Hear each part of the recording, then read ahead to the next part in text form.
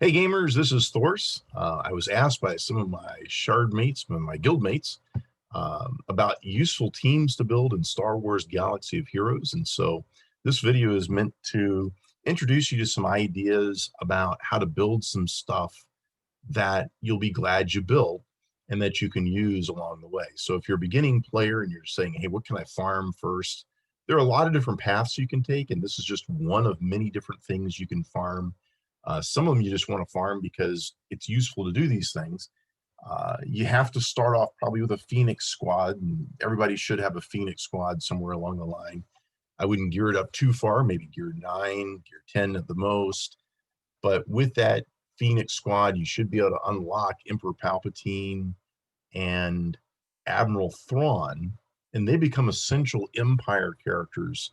You'll want to build a team of Empire characters. You'll need 5 7-star Empire characters. The other guys on the team can be just about anybody. You're going to get Darth Vader anyway, so you might as well grab him, put him on the team, farm him a little bit if you need to add to it. Snowtrooper ends up being a very easy farm, so a lot of people add him to this team. Admiral Piet's becoming extremely useful. Now, he takes too long probably to farm to add to this team, but I'd farm him anyway because long-term, at any star level, Admiral Piet becomes extraordinarily useful in making the Palpatine team much more effective. You can throw him on defense and throw this team together. But then you'll need a 5th Empire character besides Piet until you get, Piet up there. You won't want to wait until you farm him on a light side node for the rest of your life. So other options would be like Colonel Stark out of the guild store. Find somebody who's not too hard to farm, throw them on the team. Doesn't matter. Emperor Palpatine and Vader will take care of business, and that will enable you to acquire R2-D2 for the R2-D2 event. Once you have your R2-D2, you'll need to farm old Ben. You should be farming him along the way. Luke Skywalker Farm Boy, Stormtrooper Han, and Princess Leia. All those guys are available in the shipments, and so you can just grab those every day, and you can get those guys to 7 stars pretty quickly, very effectively. And then you've got this nice little team. Now, I have this team in blue because you have to have these 5 characters in order to unlock Commander Luke Skywalker. However, as a team, they're useless. Old Ben's kind of a useful character to have later on for various reasons. He can go with some Jedi of various sorts. He's useful to unlock the Galactic Legend, Luke eventually, the Jedi Knight Luke Skywalker. But by himself, he's okay. R2-D2, a pretty useful character. And so if you're looking for the characters that maybe you want to gear up a little higher, put that effort into old Ben and R2-D2. Leave Luke Skywalker, Farm Boy, Stormtrooper Han, and Princess Leia at gear 8 if you can. They're not useful characters long term. If you can win the event at gear 8, do it.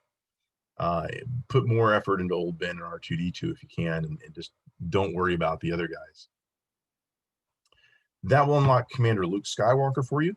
Han Solo, you're probably acquiring anyway in the course of your guild's pit raid runs, and so that's an easy pickup. Alternately, instead of Han Solo, you could put Captain Han Solo on this team. He's a guy that I think you can pick up in the shipments as well, if I recall. I've seen him be very effective on this Commander Luke Skywalker team, and he's worth grabbing. Chewbacca, in order to obtain Chewbacca, you need 5 bounty hunters, and you can get a whole lot of different bounty hunters. I mean, ideally, the newest bounty hunters that have come on the market, Grief Karga and the Mandalorian, those guys are great to have. And if you've got the time to farm them, if you've been farming them for a long time, by all means, use them to unlock Chewbacca. But Cad Bane, IG-88, they're available in the store. Dengar is available in the store. I kind of like getting Bosk regardless, because Bosk is like the best of the bounty hunters to have as a ship. You get his ship, and he can go with a lot of different things in the fleet arena. You'll be very glad you have his ship once you have it. But those are just easy farms. Jango Fett is a super good farm to have. He's a longer, harder farm though. So put yourself together though 5 bounty hunters, and if you're trying to make a team out of it, grab Bosk, grab Jango Fett if you can, grab Grief Karga, and you'll end up with a nice little bounty hunter team. You need bounty hunters for a whole lot of different events and things. And so you might as well put something together that's useful in the long run. But a quick one, you'll need to get them at least gear 10. I had to do the event. The Chewbacca event's kind of hard. I needed at least, I think I had 3 characters at gear 11 before I was really comfortable at beating the Chewbacca event. I had the Bosk lead in there. IG-88 just dies too easily at gear 10. I had to make him gear 11. Man, it probably would have been a lot easier if I had Grief Karga back in those days. But get your 5 bounty hunters, unlock Chewbacca, well worth it. Chewpio I've put on this list as well. He is an extraordinarily useful character nowadays. Didn't used to be that way. He just came out not too long ago. I would recommend to everybody farm him every day. The reason why the Commander Luke Skywalker team has reemerged as a useful team in Star Wars Galaxy Heroes is because Chewpio changes the entire team. He just spreads a lot of health and energy all around the team so that it survives really well. It makes it very tough to kill, which is the reason why you put this Commander Luke Skywalker team on defense. A lot of people will just run out of time if they underestimate it. They don't attack it with a Jedi Revan squad or something similar. They end up timing out. I've even lost to somebody's Commander Luke Skywalker team with a Gear 13 Jedi Revan squad. And it's kind of embarrassing and humiliating. But somebody just time out because you can't kill. In my case, I couldn't kill the Captain Han Solo. C-3PO is ideally the last character you want on that team. He's a little tough to get because you got to go out there and get those Ewoks to unlock him. But until you get C-3PO, you can certainly use R2-D2. He's very effective, very good on this team. Now, one of the nice things about these characters, as you unlock all these different people, you are acquiring 7 characters that are needed to unlock Jedi Master Luke Skywalker. So it's a nice path to take that leads to other good things. If you're going to go the Jedi Master Luke Skywalker route, you should also be thinking about getting Rebel Y-Wing along the way, farming him every day a little bit, and look at all the different characters that you need. Princess, let's see, it's Leia Organa, the Rebel Officer Leia Organa. You'll want to work on her all along the way. She appears at events. You'll want to run the Hoth event that has her in it. And that gets you a little closer to getting Jedi Master Luke Skywalker as well. You'll need Hoda. You'll need Wampa. So there's still a lot of work to be done. But this gets you a nice little start on the way to Jedi Master Luke Skywalker. So that's just one path to acquiring another good team. Man, in Territory War, if everybody in my guild had this team to throw on defense, it would add a whole lot of value for us right now. And it's a great team. It can be used offensively as well, and it's very, very effective. Another path that people do a lot of right now is General Skywalker. So I'm going to talk about this as an alternative path, an alternative build that people could use. I love this build for a lot of different reasons. Everybody that you farm in this, except for the Ewoks, is useful. The Ewoks can be useful as well. I mean, I know I've fought against people in the Galactic Challenges, and embarrassingly, I lost to their Ewoks, probably because I used another team to take out, you can kill the Ewoks with just Darth Malak. If you have a Gear 13 Darth Malak, you can throw it up there against a whole Gear 12 group of Ewoks. You can slaughter the whole bunch. Takes a while, takes 4 minutes, but you can kill them with just Darth Malak. But if you don't have Darth Malak, you start playing games trying to see how you can beat him with something less, and they can surprise you, especially if they're very, very fast. So It's not a great team to have. It's counterable by a lot of things, particularly like an Empire team with Emperor Palpatine at the lead, for instance, will just wipe them out.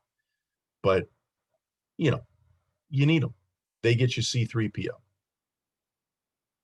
The beginning of this build starts with Newt Gunray. He's available in shipments under the squad arena, as is Asajj Ventress.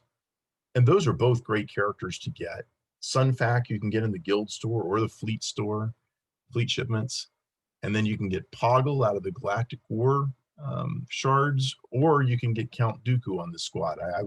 I've seen this battle. I've won this battle on different accounts with either Poggle or Count Dooku. Both are useful for various reasons. Poggle puts the ability block on the Padme players, and that can help you. Count Dooku stuns people. That can help you a whole lot. Sunfac's kind of essential because he dispels buffs that are very annoying in the Padme event. Asajj can dispel buffs, so she's very useful. Geonosian Spy is the one who kills most of your opponents, and then Newt Gunray just adds a whole lot to the event. I mean, he summons everybody to attack. He puts the stinker little card on everybody. You probably want to give Newt Gunray the Zeta. Newt Gunray is used by some top guilds as a defender and for some various separatists thrown on it. He can be a useful character in your galactic challenges on defense. And so I have this team in blue because you wouldn't use these exact 5 characters, but you could as a defense in galactic challenge. And they're decent. They're okay. You need Newt Gunray. You actually could use them offensively. I use them offensively quite a bit. Newt Gunray seems to be more effective offensively with some teams, depending upon who you have on there with them. But that Separatist team will unlock Padme for you. The Ewoks will unlock C-3PO for you. You get General Kenobi anyway, just by running that hat raid all the time. And you have to then farm Ahsoka, who's not too tough to farm. There's shipments. She's available in shipments as well as on a node. The only person you really have to farm hard in this first batch is Shakti. And I have an asterisk next to her just to let you know, you need to farm her every single day, if possible, or even refresh the node and farm her again. As you look down at the other bunch here, you've already acquired Asajj Ventress. She's needed in the second wave to get General Skywalker.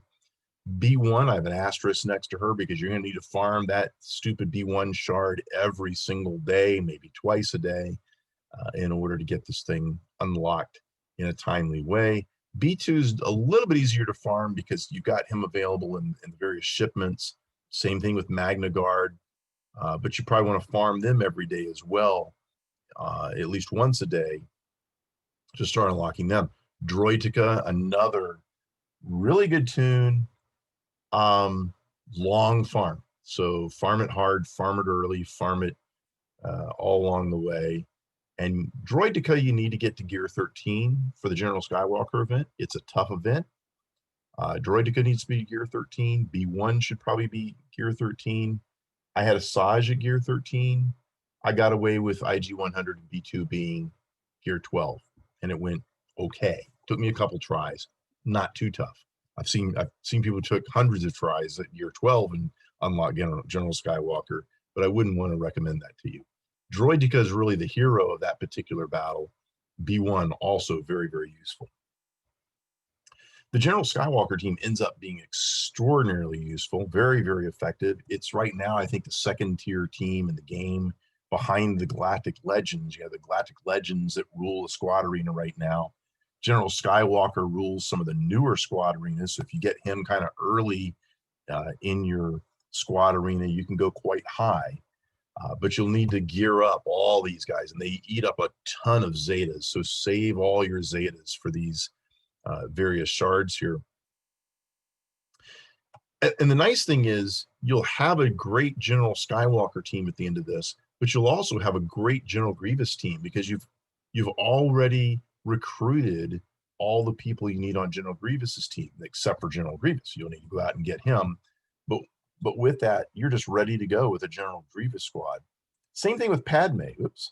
Same with Padme's team here. You've already gotten Padme previously in this thing. You'll need to go out and get Jedi Anakin, but you'll have all the other characters that you need: Ahsoka, General Kenobi, and then you can use C-3PO on this team. You can use um, Shakti on that team if you like, defensively in a war that can be very effective. Well, that's it for today. I just want to introduce you to a couple of different paths that you could take to unlock some teams that are very, very useful to you in war, maybe in Squad Arena if you're early enough in your Squad Arena's growth for General Skywalker to be effective. Also useful here in the Galactic Challenges. If you go this path, you've got General Grievous and the Padme squad. Really good build early on in your development. In the long run, I'm going to show you how to go about obtaining Galactic Legends, maybe in another video.